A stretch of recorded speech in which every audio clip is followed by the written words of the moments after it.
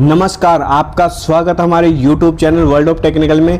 आज हम welding position के ऊपर नॉन स्टॉप 20 क्वेश्चंस लेने वाले हैं, यानी कि ये सारे क्वेश्चन प्रैक्टिकल तौर पर विथ इमेज आपको पढ़ाए जाएंगे, विथ इमेज आपको समझाए जाएंगे। और ये सारे क्वेश्चंस मैं नहीं, आप करने वाले हैं। इन सारे क्वेश्चंस का आंसर मैं नहीं, आप देने वाले हैं, क्योंकि ये सारे क्वेश्चन जो है पूरे प्रैक्टिकली आपको विजुअल कराए गए हैं, इमेजेस के साथ आपको समझाए गए हैं। तो चलिए फटाफट स्टार्ट कर लेते हैं। आज का हमारा पहला question, question number 1, in shielded metal arc welding the electrode is inclined by how many degrees. यानी कि शिल्डेड मेटल आर्क वेल्डिंग में इलेक्ट्रोड कितने डिग्री झुका रहता है। अब इस क्वेश्चन का जवाब मैं नहीं, आप ही देंगे। आपके सामने ये शिल्डेड मेटल आर्क वेल्डिंग प्रोसेस दिखाया जा रहा है, जिसमें एक जॉब नीचे रखा हुआ है और ऊपर इलेक्ट्रोड को चलाते हुए वेल्डिंग स्टार्ट करने का प्रयास किया जा रहा है। अब इसमें हमें बताना है कि जो वेल्ड लाइन यहाँ पर हम वेल्डिंग करेंगे, ये वेल्ड लाइन और इलेक्ट्रोड के बीच में कितना एंगल बन रहा है। ठीक है, वेल्डिंग करते समय जब हम एंगल लेकर चलते हैं, वो एंगल इसमें पूछ रहा है कि इलेक्ट्रोड को किस एंगल पर पकड़कर हम वेल्डिंग करते हैं। तो इसमें हमारा राइट आंसर आ जाएगा ऑप्शन डी, 80 डिग्री। कितने डिग्री पर हम इस इलेक्ट्रोड को होल्ड करके रखते हैं? 80 डिग्री पे। यहाँ पे अगर हम सीधा बात करें तो यहाँ 90 डिग्री हो जाएगा। अगर यहाँ पे बात करें तो 90 डिग्री हो जाएगा, लेकिन 90 डिग्री से 15 से 20 डिग्री हम डाउन करके ही इलेक्ट्रोड को चलाते हैं। तो मोस्टली हम 20 डिग्री डाउन करके चलाते हैं, तो ये हो जाएगा हमारा 80 डिग्री। कितने डिग्री? यानी कि इलेक्ट्रोड को 80 डिग्री पर रखकर हम शिल्डेड मेटल आर्क वेल्डिंग करते हैं। आगे बात समझ में? तो इस प्रकार से सारे क्वेश्चंस आप ही करने वाले हैं। बहुत ही स्पेशल क्लास होने वाली है, कंटिन्यू बने रहिए। चलिए बढ़ते हैं नेक्स्ट क्वेश्चन की ओर। हमारा नेक्स्ट क्वेश्चन है question number 2, what is the easiest welding position. Welding की सबसे आसान पोजीशन कौन सी है? इसके लिए आपको मैंने पहले ही ये चित्र दिखा दिया है। अब आप इसको पहचान लीजिए और आंसर दे दीजिए। आप इसको पहचान गए तो मान लीजिए कि आप सक्सेस हैं, आपको आंसर आने लगा है और आप कभी इस क्वेश्चन को नहीं भूलेंगे। तो जी हाँ, इसमें हमारा राइट आंसर आ जाएगा option B, down hand position. देखिए इस प्रकार से ये जो पूरा व्यू बन रहा है, ये बन रहा है हमारा डाउन हैंड पोजीशन का। डाउन हैंड पोजीशन इस प्रकार से की जाती है। ठीक है, नीचे जो हमारा वेल्डिंग टेबल पे रखा होता है, हम उसके ऊपर वेल्डिंग करते हैं। तो ये जो पूरा व्यू बन रहा है, ये डाउन हैंड पोजीशन का बन रहा है, और डाउन हैंड पोजीशन ही हमारे सबसे आसान वेल्डिंग पोजीशन होती है। आगे बात समझ में? चलिए बढ़ते हैं अगले क्वेश्चन की ओर। हमारा अगला क्वेश्चन है question number 3, which welding position shown in figure. यानी कि चित्र में, इस चित्र में कौन सी वेल्डिंग पोजीशन दिखाई गई है। बहुत ही आसान क्वेश्चन है, देखते ही पहचान जाते हैं। जो बच्चे वेल्डिंग करते हैं, जिन्होंने प्रैक्टिकल किया है या थोड़ा बहुत पढ़ा भी है ना, तो आप तुरंत इस इमेज को देखते ही समझ जाएंगे। जी हाँ, आप समझ ही गए हैं। इसमें हमारा राइट आंसर आ जाएगा ऑप्शन ए, ये है हमारी वर्टिकल पोजीशन। यानी कि जो अगर हमारे सामने है और हम नीचे से ऊपर की ओर या ऊपर से नीचे की ओर अगर हम वेल्डिंग करते हैं, तो ये हमारी वर्टिकल पोजीशन वेल्डिंग हो जाएगी। ठीक है, चलिए बढ़ते हैं अगले क्वेश्चन की ओर। हमारा अगला क्वेश्चन है question number 4, weld metal need to be feed into the overhead position. Overhead position में वेल्ड धातु फिलिंग द ब्लैंक्स भरनी पड़ती है। Question number 5, which welding position shown in figure. चित्र में कौन सी वेल्डिंग पोजीशन दिखाई गई है। तो आपके सामने जॉब रख दिया है, अब तो कम से कम बता दीजिए आप। इतना आसान क्वेश्चन बना दिया है हमने इसको प्रैक्टिकली तौर पे आपको दिखा के और समझा के, तो आप समझ गए होंगे। जी हाँ, इसमें हमारा राइट आंसर आ जाएगा ऑप्शन सी, ये है हमारी हॉरिजॉन्टल वेल्डिंग पोजीशन। देखिए हॉरिजॉन्टल पोजीशन के अंदर आप जान गए होंगे कि जॉब हमारे सामने रख दिया जाता है, हमारी आईज के सामने जो है जॉब रखा रहता है, और हमें फिर वेल्डिंग करनी होती है उस जॉब को हॉरिजॉन्टल प्लेन के अंदर। यानी कि आडी वेल्डिंग हमें उस पर लगानी होती है। आप देख सकते हैं जब भी हम हॉरिजॉन्टल वेल्डिंग पोजीशन करते हैं तो बीड लटक जाती है। आप देख सकते हैं यहाँ बीड थोड़ा झुक गई है, डाउन हो गई है। यहाँ पे देख सकते हैं बीड जो है थोड़ी झुक जाती है नीचे की ओर गुरुत्वाकर्षण बल के कारण। तो आप देखते ही समझ जाने चाहिए कि ये कौन सी वेल्डिंग हमें दिखाई जा रही है, कौन सी पोजीशन हमें दिखाई जा रही है। इसीलिए मैं इन प्रैक्टिकली तौर पर ये क्वेश्चंस ला रहा हूँ ताकि आपको पूरा समझ में आ जाए। हमारा नेक्स्ट क्वेश्चन है question number 6। When the welder does gas welding toward the bottom of A horizontal pipe does he hold the molten metal at the right place. यानी कि जब वेल्डर हॉरिजॉन्टल पाइप के बॉटम की ओर gas welding करता है तो पिघली धातु कैसे सही स्थान पर जमा होती है। देखिए ये बहुत ही इम्पोर्टेंट और टेक्निकल क्वेश्चन है और ये एक एक्सपीरियंस लेवल का क्वेश्चन है जो मैं आपको बता देता हूँ। हर कोई आपको नहीं बता पाएगा, लेकिन मैं आपको एक स्पेशल तौर पे बता रहा हूँ, आपको हमेशा ये चीज़ याद रहेगी। ठीक है, जैसे मान लीजिए कि हमारे पास एक हॉरिजॉन्टल जॉइंट लगाना है, हमें पाइप का एक हॉरिजॉन्टल जॉइंट लगाना है। ठीक है, और हमें वेल्डिंग करनी है नीचे से ऊपर की ओर। ठीक है, नीचे से ऊपर की ओर गैस वेल्डिंग करनी है। तो हम स्टार्ट कहाँ से करेंगे? बॉटम से, पाइप के बॉटम से, यहाँ से नीचे से। ठीक है, जब हम गैस वेल्डिंग यहाँ से स्टार्ट करेंगे तो क्वेश्चन में ये हमसे पूछ रहा है कि जब हम गैस वेल्डिंग पाइप के बॉटम से स्टार्ट करेंगे तो जो पिघली हुई धातु है वो पिघल कर नीचे भी गिर सकती है। ठीक है, और वेल्डिंग बीड किस कारण से वो वेल्डिंग बीड वहाँ जमेगी? वो तो गुरुत्वाकर्षण के कारण नीचे भी गिर सकती है ना। हम नीचे से ऊपर की ओर वेल्डिंग कर रहे हैं तो बहुत ही टफ हो जाएगा। ठीक है, तो किस वजह से वहाँ पर वेल्डिंग बीड जमा हो जाती है, किस गुण की वजह से, किस स्थिति में वहाँ पे वेल्डिंग बीड जमा हो सकती है? ठीक है, तो इसमें हमारा राइट आंसर आ जाएगा option B, to surface tension. यानी कि सरफेस के अंदर भी गुण होता है जो कि मेटल को अपनी ओर खींचता है।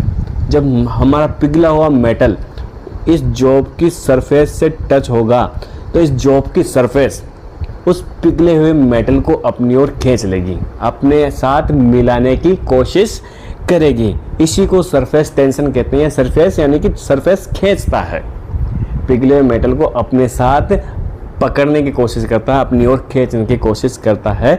इसे ही हम सरफेस टेंशन कहते हैं। और जब भी हम ओवरहेड पोजीशन में वेल्डिंग करते हैं तो इस सरफेस टेंशन की वजह से ही हमारी वेल्डिंग बीड जमा हो पाती है।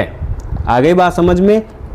तो इस प्रकार से ये टेक्निकल पर्सन आपको समझने होंगे, तभी आप किसी क्वेश्चन का रियल और एक्चुअल आंसर आप दे पाएंगे। अदरवाइज इस प्रकार से अगर आप रट के जाएंगे इन क्वेश्चनों को तो कोई मीनिंग नहीं है। अगर थोड़ा सा भी इस क्वेश्चन के अंदर उसने टेक्निकली परिवर्तन कर दिया तो आप उस क्वेश्चन को सीधा गलत ही करेंगे। तो इसीलिए मैं कहता हूँ राइट वे में पढ़िए, सही वे में पढ़िए और प्रैक्टिकली चीज़ों को देखते हुए समझते हुए पढ़िए और बनिए हमारे साथ कंटिन्यू। हम आपके लिए अलग अलग topic wise 2020 question answer series, back to back non stop question series लेकर आते रहते हैं। तो चलिए बढ़ते हैं नेक्स्ट क्वेश्चन की ओर। हमारा नेक्स्ट क्वेश्चन है question number 7। Which of the following pipe welding position represent the 45 degree inclined welding position. यानी कि निम्नलिखित में से कौन सी पाइप वेल्डिंग पोजीशन 45 डिग्री की ओर झुकी वेल्डिंग पोजीशन को प्रदर्शित करती है। यानी कि क्वेश्चन में हमसे पूछ रहा है कि ये हमारा जॉब है पाइप जॉइंट, इसको आप देख सकते हैं कि इसको 45 डिग्री में, 45 डिग्री के एंगल में सेट किया गया है। ठीक है, तो क्वेश्चन में ये पूछ रहा है कि अगर हम जॉब को 45 डिग्री में, पाइप वेल्डिंग जॉइंट को अगर 45 डिग्री के एंगल में सेट करके वेल्डिंग करते हैं तो उसका आएगा 6G आएगा। आगे बात समझ में? अगर इस प्रकार से हम जॉइंट लगाते हैं तो ये हमारी 6G वेल्डिंग पोजीशन हो जाएगी। अब तो जान गए ना आप 6G किसे कहते हैं। इतने दिन से कंफ्यूज हो रहे होंगे कि मैं इसको कहूँ या उसको कहूँ या किसी और को 6G कहूँ। ठीक है, तो अब आप समझ गए होंगे कि 6G वेल्डिंग पोजीशन किसे कहते हैं। अगर इस प्रकार से आप जॉइंट बनाते हैं तो ये आपका 6G वेल्डिंग कहलाएगा। ठीक है, चलिए बढ़ते हैं अगले क्वेश्चन की ओर। हमारा अगला क्वेश्चन है question number 8। In which welding position is the rate of filler metal deposition higher. यानी कि किस वेल्डिंग पोजीशन में फिलर धातु की जमा होने की दर अधिक होती है। तो बहुत ही आसान क्वेश्चन है, समझ भी गए होंगे। देखिए क्वेश्चन में हमसे पूछा जा रहा है कि वह कौन सी वेल्डिंग पोजीशन है जिसके अंदर हम किसी भी जॉब पर हाई बीड यानी कि थिक बीड जमा कर सकते हैं, हैवी बीड जमा कर सकते हैं। तो इसमें एक ही पोजीशन है, वो है हमारी डाउन हैंड पोजीशन। आप देख सकते हैं डाउन हैंड का आपको व्यू भी हमने इसमें दिखा दिया है कि किस प्रकार से आप डाउन हैंड पोजीशन करते हैं, और इस डाउन हैंड पोजीशन के द्वारा हम हैवी बीड भी जमा कर सकते हैं। आगे बात समझ में बहुत अच्छा। चलिए बढ़ते हैं अगले क्वेश्चन की ओर। हमारा अगला क्वेश्चन है question number 9, describe the welding position in which electroslag welding is used. यानी कि वह वेल्डिंग पोजीशन बताएं जिसमें इलेक्ट्रोस्लैग वेल्डिंग की जाती है। देखिए क्वेश्चन में हमसे पूछा जा रहा है कि इलेक्ट्रोस्लैग वेल्डिंग एक प्रोसेस है। क्या है? इलेक्ट्रोस्लैग वेल्डिंग एक प्रोसेस है। तो इलेक्ट्रोस्लैग वेल्डिंग स्पेशली किस वेल्डिंग पोजीशन में ही की जाती है? आगे बात समझ में। तो इसमें आप बता सकते हैं, क्या इसमें से आपको दिए गए ऑप्शन में से आप बता दीजिए कि कौन सा इसमें राइट आंसर आएगा। तो इसमें हमारा राइट आंसर आ जाएगा ऑप्शन ए, वर्टिकल। यानी कि जो इलेक्ट्रोस्लैग वेल्डिंग है ये हमेशा वर्टिकल पोजीशन में कंप्लीट की जाती है। चलिए तो इस क्वेश्चन को हम एक डायग्राम के माध्यम से भी समझ लेते हैं। हमारे सामने एक डायग्राम दिया गया है जिसमें आप देख सकते हैं ये इलेक्ट्रोस्लैग वेल्डिंग मशीन है, ये कंट्रोल पैनल है, और ये यहाँ पे इलेक्ट्रोड जो है सीधा यहाँ से होकर हमारे जॉब में फीड हो रहा है। और आप देख सकते हैं हमारा जो जॉब है ये है वर्टिकल पोजीशन में सेट किया हुआ है। आप देख सकते हैं दोनों प्लेटें हमारी वर्टिकल पोजीशन में सेट की हुई है, और दोनों तरफ जॉइंट के दोनों तरफ आप देख सकते हैं इस प्रकार की कॉपर प्लेटें लगाई जाती हैं। ये कॉपर की प्लेट है। कौन सी है?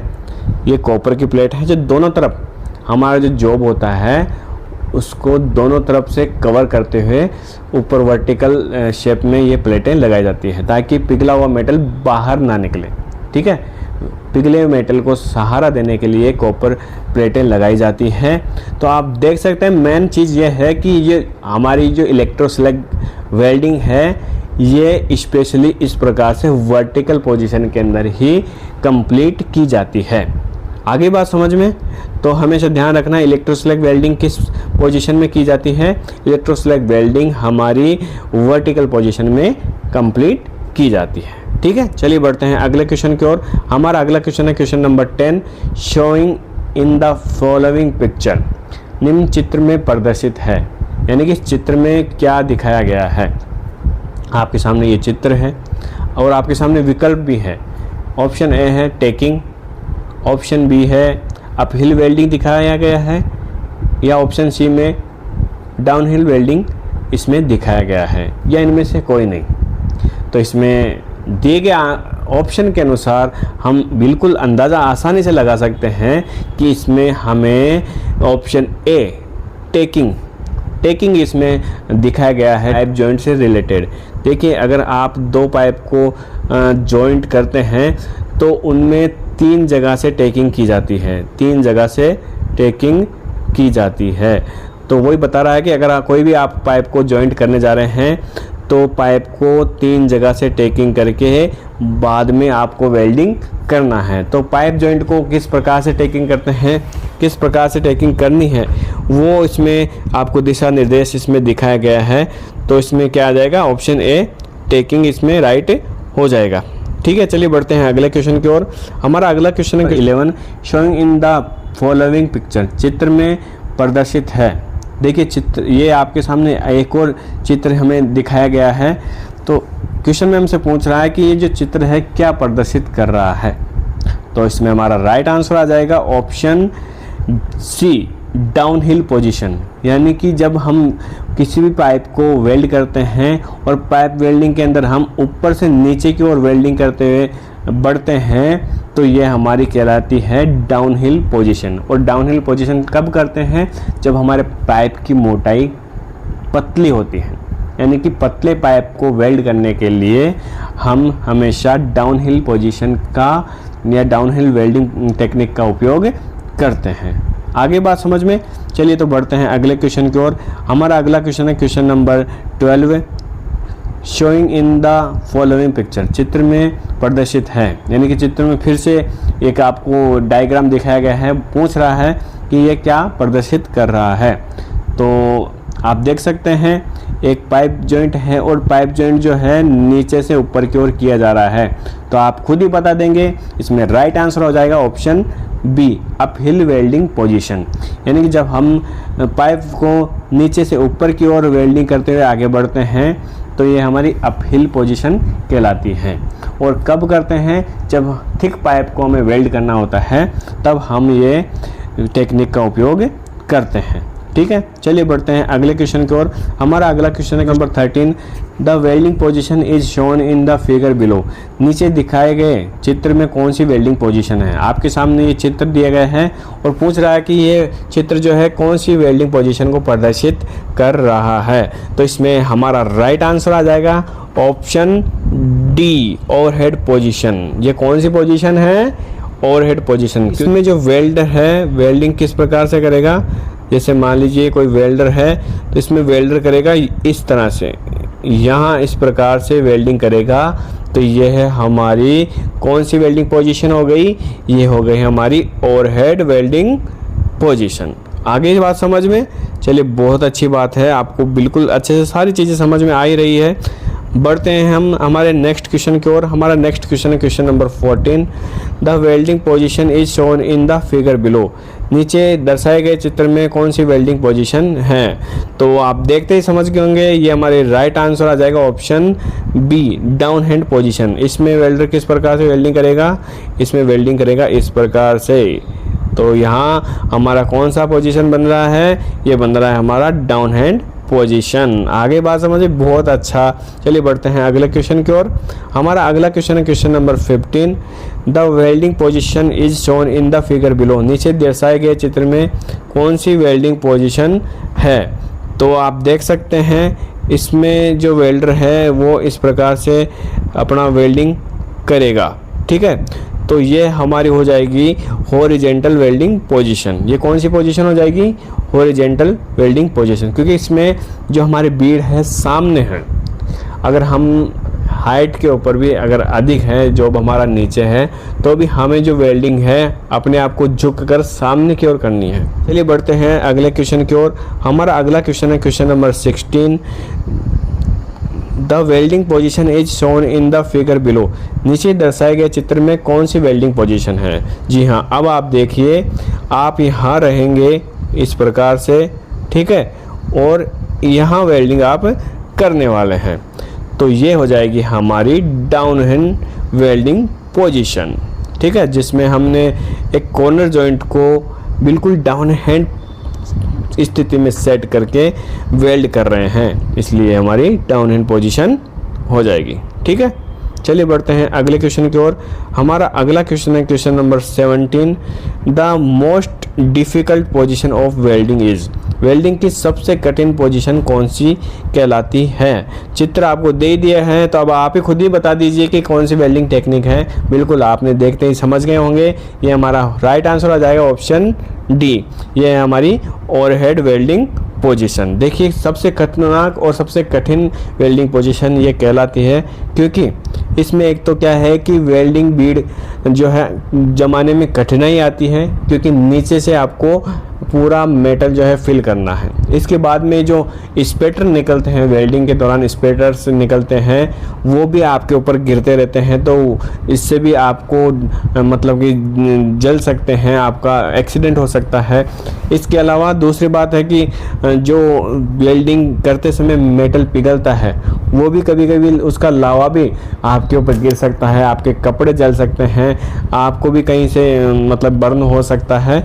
तो ऐसी सारी चीज़ें और सारी परेशानियां इस दौरान आती है, इसीलिए इसको सबसे कठिन वेल्डिंग पोजीशन माना जाता है। आगे बात समझ में, चलिए बढ़ते हैं अगले क्वेश्चन की ओर। हमारा अगला क्वेश्चन है question number 18, in which welding position is it more necessary to use fast freeze electrode. यानी कि वेल्डिंग की किस पोजीशन में फास्ट फ्रीज इलेक्ट्रोड का उपयोग करना अति आवश्यक होता है। दिए गए विकल्पों में आपको आंसर दिए गए हैं और इमेज भी दी गई है, लेकिन दिमाग लगाइए इसमें राइट आंसर क्या आएगा, सोचिए। जी हाँ, इसमें राइट आंसर आएगा option A, option C and option D. Vertical, horizontal and overhead, इन तीनों पोजीशन के अंदर हम फास्ट फ्रीज इलेक्ट्रोड का उपयोग करते हैं। देखिए, जब हम ओवरहेड पोजीशन में वेल्डिंग करते हैं तो नीचे की ओर से हम वेल्डिंग करते हैं, नीचे की ओर से वेल्डिंग करते हैं तो उस समय हमें चाहिए कि जो हमारा वेल्ड मेटल पिघल रहा है, जो हमारा वेल्ड मेटल पिघल रहा है, आप देख सकते हैं ये तुरंत जम जाए, ठीक है, ये तुरंत सेट हो जाए, तभी तो यहाँ पे वेल्ड बीड सेट होगी ना, तभी तो यहाँ वेल्ड बीड जमेगी, ठीक है। तो कभी भी हम जब ओवरहेड पोजीशन में वेल्डिंग करते हैं, या आप देख सकते हैं ये हमारी जो है वर्टिकल पोजीशन है, इसमें भी क्या होता है, यहाँ पे जो हमारा वेल्ड मेटल पिघलेगा वो फास्ट फ्रीज यानी जल्दी सेट होना चाहिए, अदरवाइज ये मेटल जो है ना, जो यहाँ पे पिघल के नीचे लटक जाएगा, नीचे गिर जाएगा।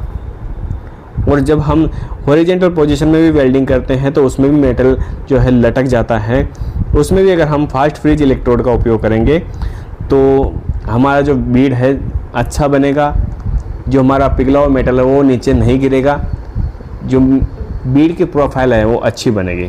फास्ट फ्रीज इलेक्ट्रोड का मतलब होता है वह इलेक्ट्रोड जिनसे बना हुआ मेटल, जिनसे बना हुआ वेल्ड पूल जल्दी सेट हो जाता है, तुरंत सेट हो जाता है, ऐसे इलेक्ट्रोडों को हम फास्ट फ्रीज इलेक्ट्रोड कहते हैं। आगे बात समझ में, चलिए तो बढ़ते हैं अगले क्वेश्चन की ओर। हमारा अगला क्वेश्चन है question number 19। What is the second name of flat position of the welding, यानी कि वेल्डिंग की फ्लैट पोजीशन का दूसरा नाम क्या है, यानी कि फ्लैट पोजीशन किस वेल्डिंग पोजीशन को कहते हैं। तो इसमें हमारा राइट आंसर आ जाएगा option B, down hand position को। डाउन हैंड पोजीशन को ही हम फ्लैट पोजीशन के नाम से भी जानते हैं, बिल्कुल सही जवाब। चलिए बढ़ते हैं अगले क्वेश्चन की ओर। हमारा अगला क्वेश्चन है question number 20। The angle between the vertical plane and the plane passing through the middle of the weld bead is called. Vertical plane व वेल्ड बीड के मध्य से गुजरने वाले प्लेन के बीच के कोण को कहते हैं। देखिए ये क्वेश्चन थोड़ा सा समझने में टफ रहेगा, आप थोड़ा सा ध्यान देके समझेंगे तो समझ में आ जाएगा। देखिए इस जटिल क्वेश्चन को हम थोड़ा इस डायग्राम के माध्यम से समझने की कोशिश करेंगे। आपके सामने एक जॉब रखा हुआ है जो कि डाउन हैंड पोजीशन में है। अब इसमें स्लोप क्या होता है वो चीज़ पहले हम देख लेते हैं। पहले स्लोप के बारे में देख लेते हैं कि स्लोप क्या होता है।